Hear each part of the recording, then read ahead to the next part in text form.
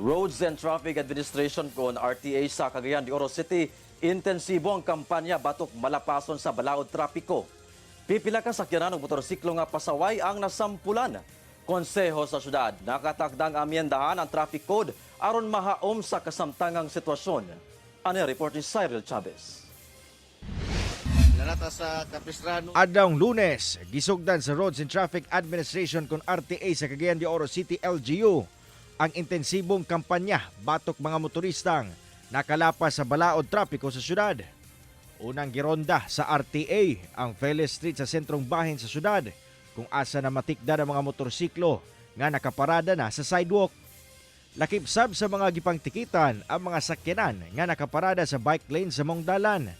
Gipang-atuan sab sa RTA o gipangtikitan ang mga sakyanan nga naka-illegal park sa Capistrano Street Junction General Luna Street. Gani sa paglibot sa GMA Regional TV 1 Mindanao, amo pang naabtan ang mga personel sa RTA nga gapanikit sa mga motor nga nakaparada sa sidewalks sa Vélez Street.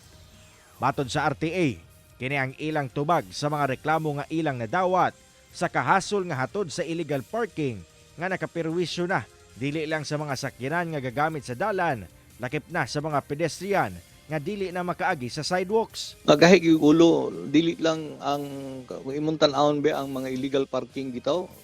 Sinanay sign sa no parking pero magwapo kay mga sakinan. Lagi. Mo na unta, dapat unta nga mo cooperate lang unta. Dugang ni Salcedo nga iya sab ginatun-an karon ang pag-amyenda sa local traffic code sa syudad.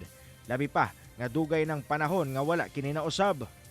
Gani ubos pa kuno ang mga silot nga nakalatag sa ordinansa.